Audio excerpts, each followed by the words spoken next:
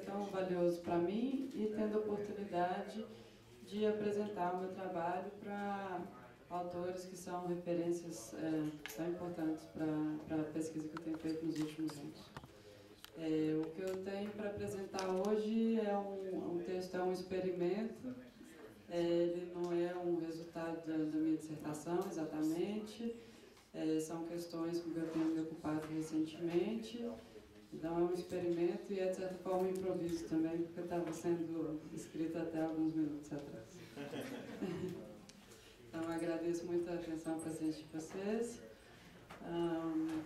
A minha fala hoje é sobre o autodeclarado imoralismo nietzschiano, e minha intenção é abordá-lo não por seu aspecto negativo, ou seja, as conhecidas críticas de Nietzsche à tradição moral cristã e seus derivados modernos, como a ética deontológica kantiana, mas por o seu aspecto, por assim dizer, positivo, ou seja, sobre o sentido ou medida em que esse imoralismo poderia significar talvez um novo ponto de vista ético. A ideia é fazer uma leitura do imoralismo nietzschiano buscando as tensões e os limites de duas interpretações possíveis, ou duas tentativas de reconstruir o pensamento ético de Nietzsche. A leitura que aproxima Nietzsche a uma ética utilitarista e a leitura que associa o imoralismo nietzschiano à expressão de um tipo de esteticismo. Então, o que eu faço aqui é a tentativa de averiguar em especial à medida em que essas leituras utilitaristas e esteticistas seriam sensíveis ou não àquele que parece ser o traço mais radical do pensamento ético nietzschiano, que é o traço perspectivista. Quanto a essa aproximação de Nietzsche com o utilitarismo, ela aparece na literatura secundária de forma bastante localizada, certamente porque tem um único livro dentro da obra nietzschiana que dá amplo ensejo mesmo a interpretações utilitaristas, que é Um Ano Demasiado Humano. É um livro que marca afastamento de Nietzsche em relação aos quadros estéticos e valorativos em geral do Wagner e Schopenhauer, e marca a busca de Nietzsche por novos territórios filosóficos, ou ainda talvez um livro que tem sido lido como um marco da busca nietzschiana por uma voz própria para a sua filosofia. Então há bons motivos para se ler Um Ano por um viés utilitarista. Podemos citar a proximidade de Nietzsche com Poré, como o professor Taparica já mencionou anteriormente, cuja vizinhança teórica, ou seja, essa vizinhança dos moralistas ingleses que vem com Poré, oferecia à época a única alternativa não teocêntrica de filosofia moral. E fornece muitos dos elementos descritivos que compõem a filosofia da ação desenvolvida em humano, em que são abundantes as afirmações sobre a busca instintiva por prazer, sua relação com a preservação da vida, etc. Vale lembrar ainda que a corrente utilitarista está estreitamente vinculada ao evolucionismo, e esse evolucionismo, mesmo que de modo sempre tenso, tem essa presença sempre muito marcada em toda a obra nietzschiana. Então, um sinal muito claro e relevante dessa conotação utilitarista do imoralismo de humano se encontra naqueles argumentos que são mobilizados para defender essa tese muito polêmica e muito sui generis, que é a tese da irresponsabilidade radical do homem por seus atos. Então, reiteradamente, nós encontramos em Humano passagens que apresentam a tese de que o animal humano busca naturalmente o prazer e que está justificado nessa busca, na medida que o prazer tende a acompanhar aqueles atos que são úteis à conservação da vida. Então, nesse momento, tem-se então a conclusão nietzschiana de que, na medida em que todo ato humano é a expressão de uma luta por prazer, que essa luta se identifica com a luta pela vida mesmo, então todo ato humano seria de alguma forma passível de absorção por legítima defesa, no caso, defesa contra a dor, contra a morte. Nesse ponto, então, nós podemos dizer com certa segurança de que Nietzsche mobiliza um quadro teórico familiar ao utilitarismo para avançar aquele que parece ser o fulcro moralista de humano, que é uma espécie de abolicionismo das práticas de censura, louvor e condenação tradicionalmente fundadas nas morais de livre-arbítrio. Então, um dos expedientes da crítica de Nietzsche à moral nesse momento, ou seja, no contexto humano, consiste em apontar um interesse egoísta, mesmo naqueles atos que comumente identificamos como atos altruístas, tradicionalmente identificados como portadores do maior valor moral. Esse procedimento, portanto, visa desmascarar o ponto de vista moral, apontando uma motivação egoísta mesmo naquelas ações envoltas por sentimentos morais de compaixão e altruísmo. Então, exceto pelo tom de denúncia, que é muito característico de Nietzsche, a gente pode considerar que mesmo aqui, nesse ponto, ainda há um contato significativo com filósofos do utilitarismo evolucionista, né? Autores como Herbert Spencer estariam perfeitamente de acordo com essa ideia de que na história evolutiva os organismos tomam como ponto de partida um interesse egoísta na própria conservação, e esse interesse manifestaria, inclusive, em processo de reprodução, por exemplo, que o progenitor sacrifica algo de si em favor de sua prole, que afinal reflete mesmo o interesse do que hoje nós chamaríamos de perpetuação genética. Essa aparente ressonância utilitarista e humana não deve fazer a gente perder a pista, né? No entanto, das dissonâncias radicais que vão se tornando cada vez mais audíveis no desenrolar da filosofia nietzschiana. Vale lembrar, aliás, que o Nietzsche só leu Spencer depois da redação de Humano, desde então se mostrou um crítico muito ferrenho do filósofo. Para Spencer, seria apenas ao cabo de um longo processo de evolução social que o humano desenvolveria um prazer genuíno nas ações altruístas. Então é importante ressaltar que o Spencer pensa esse desenvolvimento do egoísmo em direção a disposições gradativamente mais altruístas como um ganho, como um progresso adaptativo. Uma ideia que é claramente anti-nietzschiana.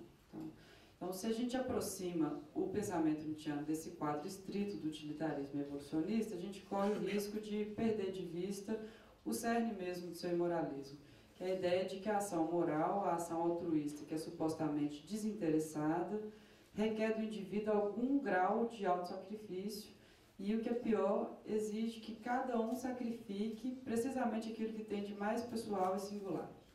Então, onde os utilitaristas enxergaram a congruência harmônica entre seleção natural e progresso social, Nietzsche enxergou dois processos simultâneos, sobrepostos, tensos e muitas vezes contraditórios, que é o processo de seleção natural e o processo de seleção social. A atuação de um sobre o outro teria produzido esse homem como animal doente. Esse é um ponto que é tratado de forma notável pelo John Richardson, presente, em Nietzsche's No Darwinismo, em que Richardson reconstrói uma narrativa nietzschiana segundo a qual o processo de seleção social imprime uma lógica de grupo ao comportamento humano, alterando profundamente o mecanismo dos impulsos, que é basicamente um mecanismo de interesse e satisfação. Então, uma vez cooptados pela lógica da seleção social, os impulsos passam a ser mediados por uma série de novos dispositivos, como a linguagem e a consciência, e um fenômeno que é da maior relevância para a nossa discussão é somente mediante esse trabalho moral de domesticação do homem para funções grupais que se institui o ego, o self, que daí em diante sediará a administração impulsiva do homem, que passa a ser a sede da administração impulsiva do homem. Então, linguagem, consciência e ego são dispositivos de comunicação, ou seja, dispositivos de tornar comum, como Nietzsche faz questão de lembrar, e todos eles cumprem uma função seletiva, que é a de garantir a primazia de um tipo especial de impulso ou hábito, que é o impulso gregário e imitativo, né, que Nietzsche chama de instinto de rebanho. Então, a gente nota aqui, portanto, que enquanto Spencer pensa que o altruísmo é o principal traço selecionado ao longo da evolução social, para Nietzsche, o traço mais sedimentado por essa lógica de grupo da seleção social é o comportamento mimético ele mesmo. Compaixão e altruísmo seriam meras ferramentas de estabilização desse traço mimético, ou seja, diferentemente de Spencer, para Nietzsche não é o altruísmo, mas a lógica de imitação, a lógica mimética ela mesma, que teria sido a principal ferramenta da dinâmica de grupo que marca a evolução social. Então, o altruísmo seria um dos traços selecionados porque ele serve justamente a essa finalidade de homogeneização que é necessária à coesão do grupo. Junto com a compaixão, ele seria o traço que mais serve à domesticação do homem para que este se torne uma função do grupo. Para os utilitaristas, a ação egoísta é pensada como uma atitude individual deliberada com vistas à realização do próprio interesse, em última instância, com vista à preservação da vida. Nietzsche, no entanto, pensa o egoísmo numa lógica mais radical, em que o egoísmo seria um aspecto fundamental do modo mesmo como os impulsos múltiplos atuam. O egoísmo, nesse sentido, para Nietzsche, se identifica com um mecanismo mesmo, interesse e satisfação dos impulsos. Por se ater nessa perspectiva do ego, que Spencer perde de vista a multitude de impulsos autointeressados que nos constituem. O desenrolar natural da história evolutiva, o progresso social, no sentido da conquista de uma melhoria linear e duradoura, é pensado por Spencer como um momento em que esse ego, individualizado e domesticado, é conduzido a uma disposição altruísta. Nietzsche, por outro lado, vê o avanço da perspectiva egóica como um processo de homogeneização de subjetividades, e o processo de domesticação do homem, sua reunião em rebanho, faz com que cada pessoa passe a contar como um ego, e todo ego passa a ser regido principalmente por um impulso de assimilação e imitação social.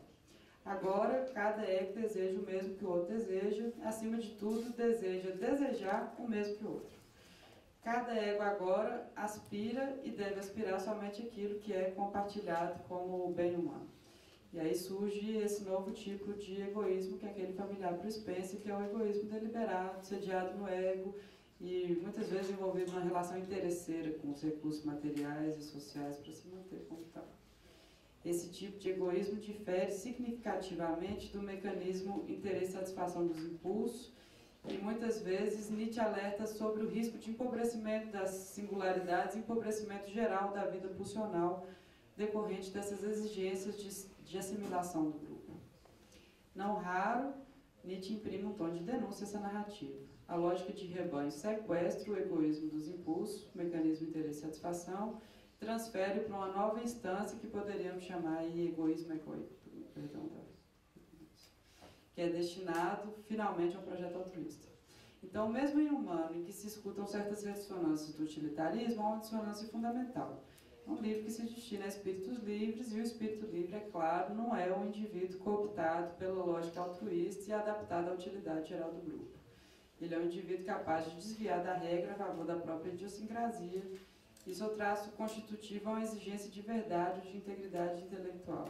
E essa exigência está, é claro, na contramão da seleção social, já que essa se beneficia, acima de tudo, pela replicação de hábitos e valores, que pode aumentar a coesão do grupo, independentemente da verdade de seus conteúdos ou de suas justificações.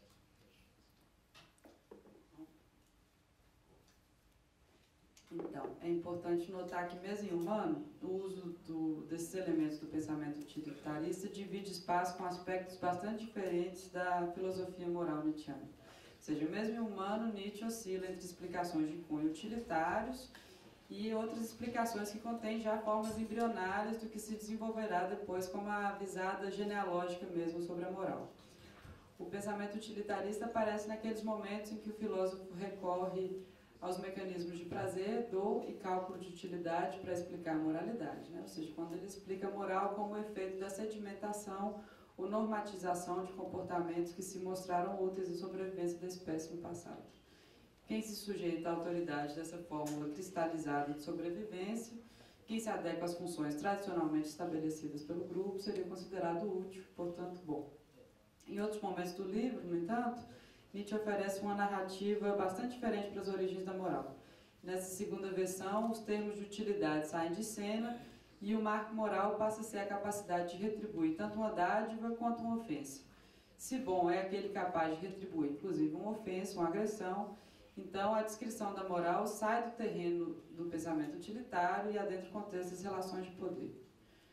E aí, de humano em diante, o prazer passa a ser pensado como uma espécie de efeito colateral do sentimento de poder, como bem apontado por Richardson, ou seja, o prazer não motiva, o prazer tende a acompanhar os exercícios de poder. E é aqui que se encontra o germe da narrativa que se desenvolverá em Genealogia da Moral, em que Nietzsche nos apresenta duas formas de vida moral, ou duas perspectivas valorativas, dois tipos de perspectivas valorativas, expressas na moral do senhor e moral do escravo. O importante aqui é que essas duas formas de criação moral não exprimem qualquer cálculo utilitário, elas são antes expressões afirmativas das condições de poder em que senhor e escravo se encontram. A criação moral passa a ser pensada como expressão dos interesses e das condições de poder que configuram cada perspectiva, as avaliações como expressão dos arranjos entre impulsos. Nesse sentido, a criação moral reflete certa espontaneidade, que é a espontaneidade dos próprios mecanismos impulsivos. Melhor, na genealogia da moral, Nietzsche identifica formas de criação moral que são gradativamente mais espontâneas e têm como polarização arquetípica o modo nobre de valorar, que é aquele que diz bom e verdadeiro é aquilo que eu sou e aquilo que se parece comigo, e o modo escravo, que de certa forma inverteria um mecanismo de satisfação dos impulsos e usa ferramentas como a consciência.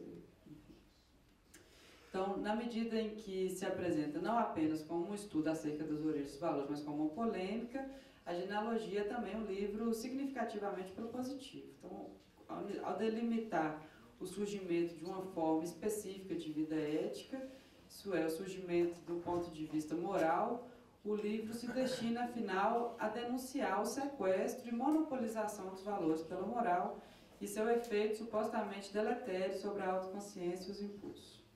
O livro como um todo pode ser lido como um grande elogio da espontaneidade na criação dos valores, da expressão afirmativa de tudo aquilo que fortalece a própria perspectiva.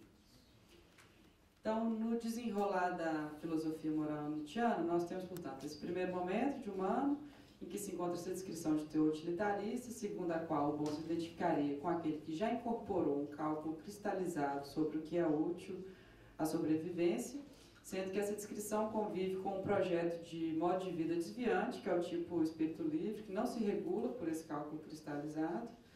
E aí, a partir de Aurora, Nietzsche passa a enfatizar a visão do sujeito bom, do sujeito moral, como obediente à autoridade da tradição, o que já significa um certo direcionamento, uma certa reformatação do pensamento em termos de poder e não exatamente de utilidade.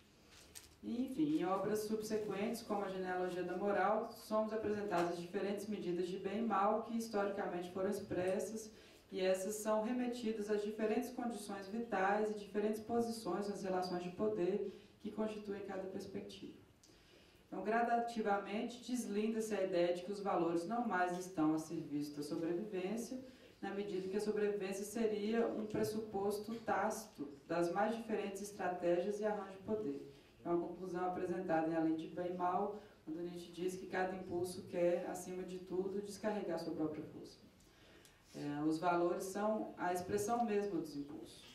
Essa nova narrativa se desenvolve simultaneamente a uma atenção cada vez maior por parte do filósofo aos chamados tipos de exceção, que são tipos que não estão a serviço da manutenção das condições de vida comuns, nem de um único cálculo utilitário, nem de uma norma, nem de qualquer função grupal, mas que atingem um maior vigor ao dar vazão à própria singularidade. São uma expressão vigorosa da própria singularidade.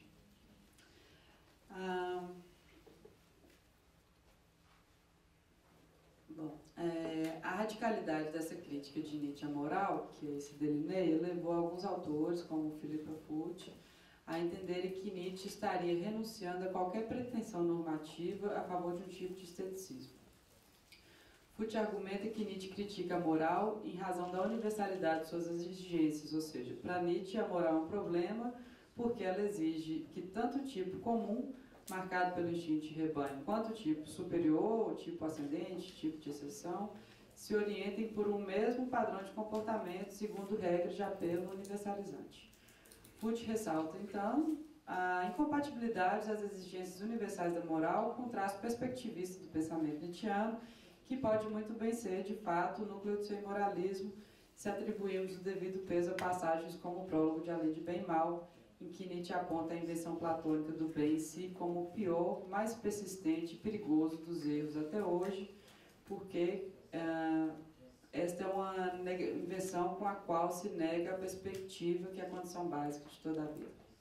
E o que se segue, toda aquela narrativa sobre como todo o moralismo ocidental teria se desenvolvido na esteira desse erro platônico, na esteira desse atentado contra o caráter perspectivístico da vida. Então, Foot levanta o ponto ainda de que, por ser insensível ao caráter perspectivístico das formas de vida, a moral teria efeitos especialmente deletérios, teria efeitos de coação sobre o tipo superior, o tipo ascendente. A leitura da Foot, então, liga a filosofia nietzschiana ao incentivo de um tipo específico de egoísmo, o egoísmo dos grandes homens. E uma vez que a filosofia nietzschiana se destinaria especialmente a construir, ou ao menos a desobstruir o caminho do homem superior, suas prescrições têm um cunho fortemente estetizante, porque o homem superior seria algo como uma obra de arte. Foote, então, retoma a ideia de que, assim como não basta seguir as regras para se produzir uma boa obra de arte, assim também não haveria regras para a produção do tipo ascendente, ou seja, aqueles homens mais fortes, nobres e sutis. Foote, no entanto, não parece enfrentar a questão de por que reduzir forte, nobre e sutil, como ela mesma diz, a valores estéticos. O Alexander Nehamas, presente também, seu livro Nietzsche, Life as Literature, é bastante atento nesse ponto, e ele ressalta como os processos de conferir estilo ao caráter, que é parte muito importante da construção de si na filosofia nietzschiana, encontram um paralelo apenas metafórico no fazer artístico em geral. Pode me corrigir se eu estiver errado. Então, se mantemos em mente que essa é uma relação apenas metafórica, nós evitamos o risco comum quando se trata das afirmações nietzschianas sobre conferir estilo ao caráter, de conferir demasiada ênfase ao estilo e insuficiente ênfase no caráter. O ponto é manter em mente que o material a ser cultivado, o material que chega a constituir um caráter, é uma série de impulsos e disposições que apenas parcialmente ou apenas em certo sentido pode-se dizer que são impulsos estéticos. Se há um tom esteticista que é predominante no imoralismo nietzschiano, ele certamente não pode ser acomodado como uma mera substituição de valores morais por valores estéticos tais como o belo. Nietzsche, que é o filósofo do amor fati, que sempre falou sobre aceitarmos a fatalidade dos traços que nos constituem, o filósofo que recorreu à atividade artística para falar da necessidade de acentuar, destacar, ou por vezes lançar sombras sobre certos traços de nossa constituição, de nossa personalidade, até que possamos ser livres para não mais nos envergonharmos de nós mesmos. O filósofo que assumiu a aproximação entre o prazer estético e a criação de conceitos, que povoou sua vida e sua filosofia com conceitos poderosamente originais, como inocência do devir, além do homem, vontade de poder, espírito de gravidade, etc. Nietzsche nunca foi um filósofo a oferecer um manual de estética para belas almas. Eu acho que o mesmo problema valeria para outros principais conceitos estéticos, quer dizer, a gente poderia tentar pensar a possibilidade de uma estética do terrível, do sublime, que busca acomodar-se melhor com a filosofia do exagero, do excesso, que é muito característica da filosofia nietzschiana. Mas ainda assim, eu creio que o problema é um pouco mesmo, né? Eu creio que a gente estaria perdendo um ponto fundamental do imoralismo, que é o seu fim terapêutico. O que está em jogo aqui, me parece, é mais do que uma tentativa de dar forma aos impulsos que herdamos, é realmente a tentativa de libertá-los de um tipo de sofrimento específico, que é o sofrimento advindo do modo moral de gerir os impulsos. Para além desse ponto sobre o esteticismo, que vou retomar mais adiante, há um outro ponto importante na crítica de Foote a Nietzsche, que é a sugestão de que Nietzsche visava renunciar também a qualquer discurso sobre a virtude. Bom, isso nem de longe parece ser uma afirmação muito justa sobre o autor de Assim Falou Zaratustra, Além de Bem e Mal, mas, de fato, há muitos pontos de tensão que parecem inviabilizar a identificação da filosofia nietzschiana com a ética das virtudes, stricto sensu. Ao renunciar a qualquer pretensão de universalidade, Nietzsche se impede de construir uma ética das virtudes como a de Aristóteles, por exemplo, em que a concepção universal de bem convive com uma medida particularizada de virtude. Mais precisamente, Aristóteles pode instruir cada agente a se pautar por um meio termo relativo às suas próprias paixões, porque há uma confiança no alcance universal da virtude enquanto medianismo. Nietzsche, por outro lado, sempre alertou sobre o risco de nos tornarmos escravos de nossas virtudes, e essa é uma pista de que o filósofo tem alta conta. Vai ter alguma coisa que se botar aqui?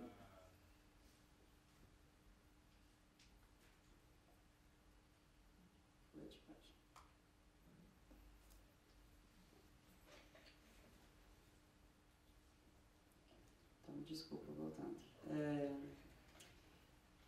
Então, Nietzsche sempre alertou sobre o risco de nos tornarmos escravos de nossas virtudes, e essa é uma pista de que o filósofo tem em alta conta um outro componente ético, moral, valorativo, ou como quer que se chame, de maior apelo do que as virtudes particulares. Ou talvez ele não teria uma tese de unidade das virtudes como Aristóteles tem, em que tem essa virtude-chave que é a moderação. Isso me parece ter um paralelo em Nietzsche.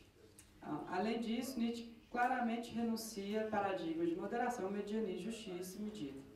Suas virtudes, suas preferidas, coragem, honestidade, generosidade, o que é também chamada virtude dadivosa, são expressas como um transbordo de energia vital. Elas são virtudes do excesso. Robert Solomon fala, por exemplo, da concepção nietzschiana de coragem como um transbordo de assertividade. O corajoso nietzschiano é capaz de mais do que uma branda superação do medo, sua assertividade de fato sobrepuja o medo. Da mesma forma, a honestidade seria um excesso de veracidade e assim por diante. Parece bastante claro, então, que o que interessa a Nietzsche no ato virtuoso é especialmente o fato de ele ser expressão da intensificação das atividades vitais.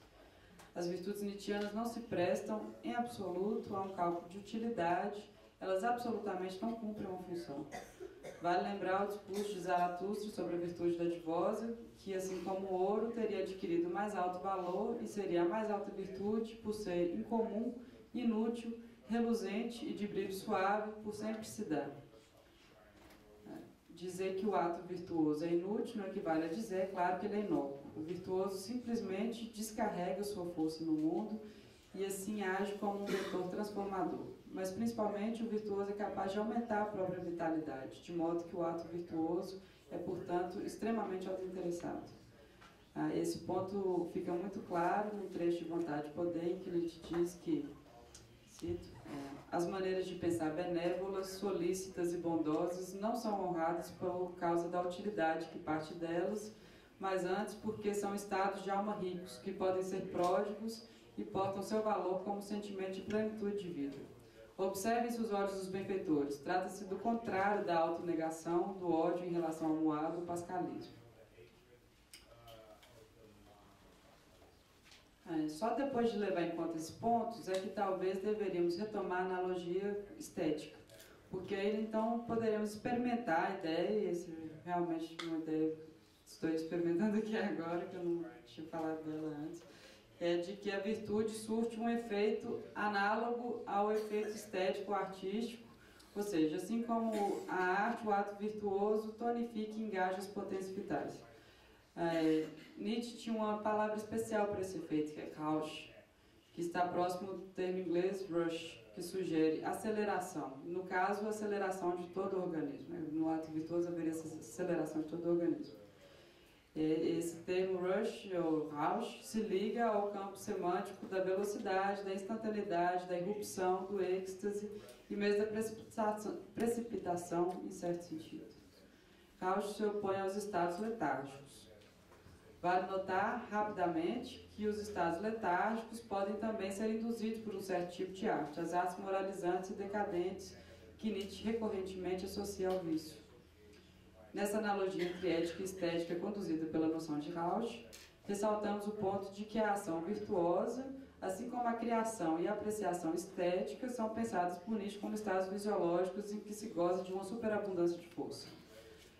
Vamos nos valer mais uma vez a explicação de Richardson para isso. Cito. Frequentemente parece que Rausch é simplesmente o sentimento de poder ele mesmo. O que é essencial nesse Rausch é o sentimento de força aumentada e completude. Isso conecta Rausch à mais importante noção explanatória e avaliativa de Nietzsche, o poder. No Rausch, o organismo sente sua capacidade de atingir um pico e sente prazer nessa potência elevada. Tais capacidades são impulsos para agir no mundo, e no Rausch o agente se sente transbordante de capacidades, pois elas irrompem para adaptar as coisas a si mesmos. É por induzir esse Rausch que a arte é um grande estímulo à vida. Richardson não desenvolve exatamente uma aproximação entre Rausch e virtude, mas sua reconstituição parece nos dar espaço bastante para traçar esse paralelo, principalmente porque Richardson ressalta o Rausch como um ímpeto de transformação, um engajamento das funções vitais em atividade de elaboração ou idealização, embelezamento e aperfeiçoamento dos objetos de interesse.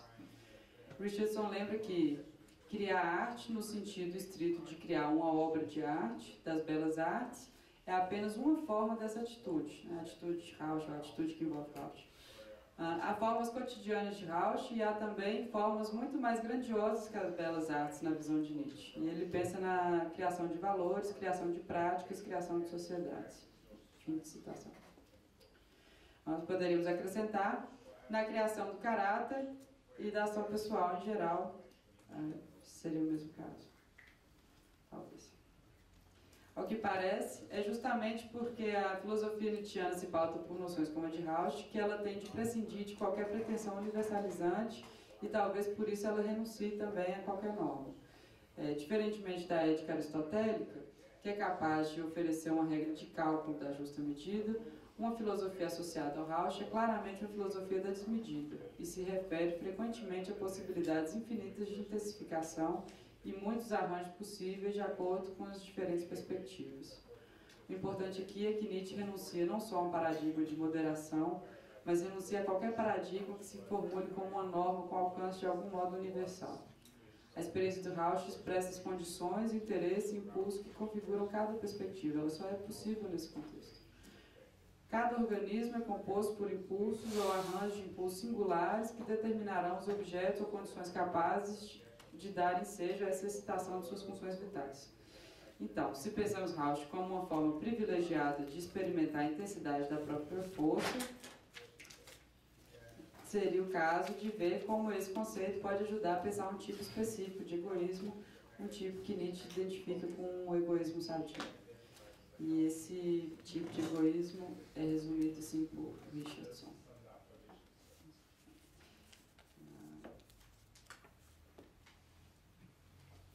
O organismo sadio, cito, o organismo sadio é aquele que busca o que é melhor para si, melhor segundo os valores inscritos em seu design natural.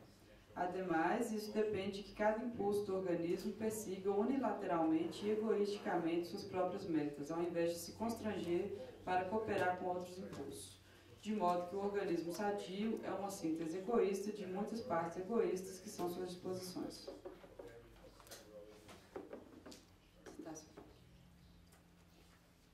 Então, poderíamos avançar a ideia de que o imoralismo nietzschiano se liga a uma valorização do egoísmo enquanto busca de satisfação do que há de mais singular, mas além disso, esse moralismo visa recuperar um modo específico de satisfação dos impulsos, que é um modo instantâneo e intensificador, que enquanto tal poderia ser aproximado da experiência do Rauch.